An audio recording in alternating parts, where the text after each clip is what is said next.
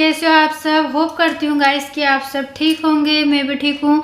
तो आज हम बात करने वाले हैं स्नैपी गर्ल के परिवार के ऊपर, जो आजकल मुद्दा उठाया जा रहा है ना, मैं उस पर बात करने वाली हूँ। आज मैं आप लोगों को कुछ ऐसी बातें बताना चाहती हूँ कि लोग बहुत जलने वाले होते हैं। जब एक इंसान सक्सेसफुल हो जाता है ना, तो दुनिया के तमाम लोग उठकर उन्हें नीचे खींचने की कोशिश करते हैं।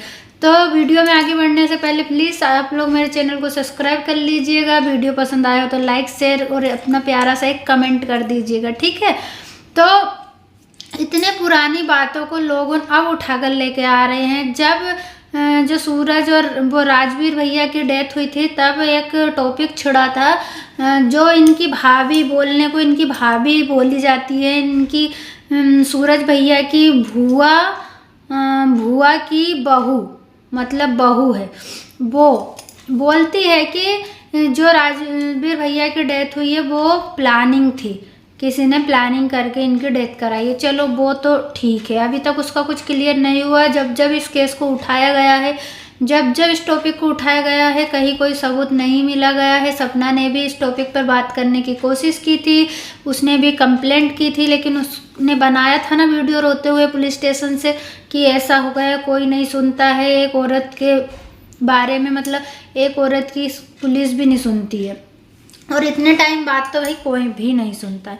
लेकिन अब क्या बोला जा रहा है भाई, एक माँ पर और एक पिता पर ही सवाल उठा दिया गया है कि जो सूरज भैया है वो आंटी के बेटे हैं, और जो वो सूरज भैया है वो अंकल की पहली बीवी से है, और जो राजवीर भैया है वो आंटी के बेटे हैं। कोई बोल रहा है आंटी की दूसरी शादी है, कोई बोल रहा है अंकल की दूसरी शादी है। भाई क्या है ये, क्या है? आप लोगों को कोई मुद्दा नहीं मिला? एक कमेंट किया था किसी ने, बोलते बहुत पहले जब राजवीर भैया की डेथ हुई थी, तब एक कमेंट किया था किसी ने उनके गांव से किसी पैनल पे आके, और ना तो वो कोई यूट्यूबर था ना कोई, बस एक फेक आईडी बनाई थी। हो सकता है इन लोगों के दुश्मन हो, क्योंकि इन लोगों के काफ़ी दुश्मन मुझे लगता है। सोशल मीडिया पर जो लोग काम करते सक्सेस मिल जाती है, उनके दुश्मन ऑटोमेटिक ही बन जाते हैं। किसी ने बोल दिया कि मैं उनके गांव से बोल रहा हूँ, और ऐसी ऐसी बात है, जो सूरज भैया है वो अंकल के पहली बीवी से है, और जो राजवीर भैया है वो आंटी के बेटे हैं और अंकल जी के बेटे हैं। तो जो आंटी जी की भी पहली शादी हुई थी, उनका जो हस्बैंड है वो धमकी दे रहा है प्रॉपर्टी के लिए। भाई उनका हस्बैंड क्यों धमकी देगा प्रॉपर्टी के लिए? बोलते हैं उसी ने करवाया है ये सब कुछ, तो वो कैसे करवा सकता है? दूसरे की प्रॉपर्टी में दूसरे का कैसा हक हो सकता है? मुझे तो यही मैटर समझ में नहीं आ रहा। भाई अफवाहों पर ध्यान मत दीजिए प्लीज़। उन बूढ़े माँ बाप को यार इतना भी परेशान मत करो कि अब यहाँ पर अगर सपना कुछ बोलती आकर कि हाँ मेरे हस्बैंड दूसरे, मतलब मेरी सासू माँ की दूसरी शादी है, या मेरे ससुर जी की दूसरी शादी है, मेरे पहले हस्बैंड ऐसे उनसे थे, कुछ अगर वो रखती अपना पॉइंट ऑफ व्यू, तो हम उस पर बात करते, तो वो बात हमें समझ में आती। लेकिन यहाँ पर बात कौन कर रही है? इनकी जो रिलेटिव होने का दावा करती है। आज अंशु ने बोला है कि इनकी शादी के 2 महीने बाद ही इनका डिवोर्स होने वाला था। 2 साल भी अपने पति के साथ नहीं रही ठीक से, और इनकी जो बहन है, जो मोहतरमा डॉक्टर है ना, उनकी बहन है, उनका भी डिवोर्स हो रहा है। और इनके पापा जो पुलिस में थे, उनको दरखास्त किया गया है। ऐसा तो कुछ कांड किया होगा इन्होंने कि इनको पुलिस से दरखास्त कर दिया गया है। तो ये अपना मुद्दा, अपना टॉपिक क्यों नहीं लेकर आती है? हाथ धोकर इनके पीछे पड़ गई है। पहले जब सपना अपने घर में रहती थी, तो इन्होंने सपना के ऊपर भी एक सवाल उठाया था कि जो सूरज भैया है उनका ऑक्सीजन मास्क सपना ने हटा दिया है, और उसकी वजह से ऑक्सीजन की कमी की वजह उसकी डेथ हो गई है सूरज भैया की। इसने तब भी सपना के ऊपर ये इल्ज़ाम लगाया था। फिर सपना ने अपनी स्नैपी गर्ल वाली चैनल पर वीडियो भी बनाया है इस मैडम के ऊपर, और बहुत इसको सुनाया है भला बुरा, और अब ये सपना के फेवर में आ गई है। मतलब ये बंदी घर तोड़ू है, ये इससे अपना घर तो संभाला नहीं गया है, और अब ये इनका घर तोड़वा रही है। उनका मैटर है, फैमिली मैटर है, फैमिली में ऊंच नीच लड़ाई झगड़ा चलता है, लेकिन तुमसे क्या सपना ने मदद मांगी कभी? अब जो तुम सपना की चहेती बन रही हो, कुछ समय पहले तुम सपना की दुश्मन बनी हुई थी। मैं तब से तुम्हारे वीडियो फॉलो कर रही हूँ, ऐसा नहीं है कि आजकल मैं आपके वीडियो फॉलो कर रही हूँ। इन मोहतरमाओं ने अपने सास ससुर को भी इतने गंदे लेवल में बात करती है, बूढ़ा बुढ़िया, डोकरा डोकरी, मतलब पता नहीं क्या क्या बोलती है।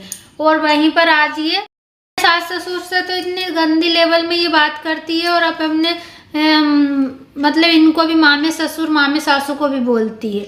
भाई तुम्हें क्या करना किसी के मैटर में? अगर तुमसे सपना जाकर मदद मांगती कि भाभी मेरी मदद करो, मेरे लिए वीडियो बनाओ, तो तुम वीडियो बनाते ना। तो तुम्हारा रिएक्शन चैनल है, तुम्हारा ब्लॉगिंग का चैनल है, तो तुम क्यों दूसरों के फाटे में टांग अड़ाती हो? हाँ, रिएक्शन देना है तो सब यूट्यूबर पे दो, एक सपना के ऊपर क्यों देती हो रिएक्शन? और अब उसके पहले तो उसको अपने पति का मौत का जिम्मेदार बता दिया, और अब सास ससुर को ही बोल दिया कि भाई इनके तो ये माता पिता ही नहीं है। कल को बोल देगी इनकी तो ये फैमिली फेक फैमिली है। क्या यहाँ पर टीवी सीरियल चल रहा है? आज कुछ कल कुछ। यहाँ पर सारी ऑडियंस को सी बनाने की कोशिश मत करो। सब लोग समझदार है, सब समझते हैं। उन लोगों के ऊपर दुख का पहाड़ आया है जरूर, लेकिन हमेशा ये दुख नहीं रहेगा। और वो लोग अपनी लाइफ में, इधर सपना अपनी लाइफ में खुश रहने की कोशिश कर रही है, उधर अंकल आंटी। आप लोगों ने देखा है कि जब से इनका परिवार टूटा है, ये लोग कहीं पर भी खुश दिख रहे हैं आपको? सपना भले ही अलग रह रही है, वो दिल से खुश नहीं है, और ना ही अंकल आंटी, ना ही छोटी बच्ची, कोई भी खुश नहीं है।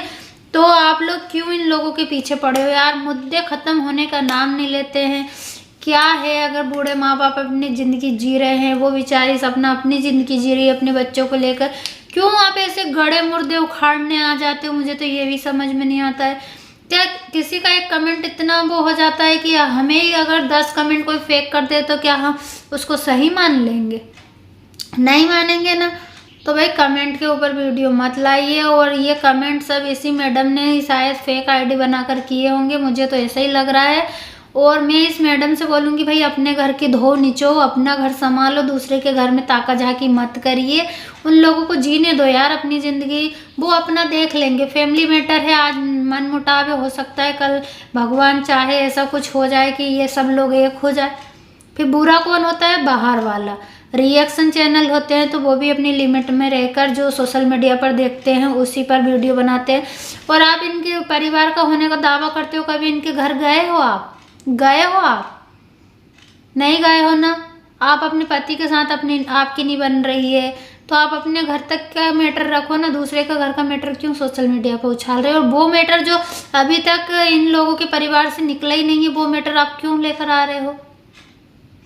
तो गाइज मैं यही कहना चाहती हूँ कि इस मोहतरमा को कुछ ना कुछ समझाइएगा कि आप इन लोगों का पीछा छोड़ दो यार। क्या करवाना चाहते हो इस परिवार से? पहले तो ये बताइए, इनको शांति से जीने दो। आप लोगों की क्या राय है यार इस बारे में? मुझे कमेंट करके ज़रूर बताइएगा। क्या ये बोल रहे हैं कि अंकल आंटी के, राजवीर भैया, सूरजवीर भैया बच्चे नहीं हैं, तो क्या ये बातें सही है? कोई बोलते हैं अंकल की पहले से दूसरी शादी हो रखी है, कोई कह रहा आंटी की पहले से दूसरी शादी हो रखी है।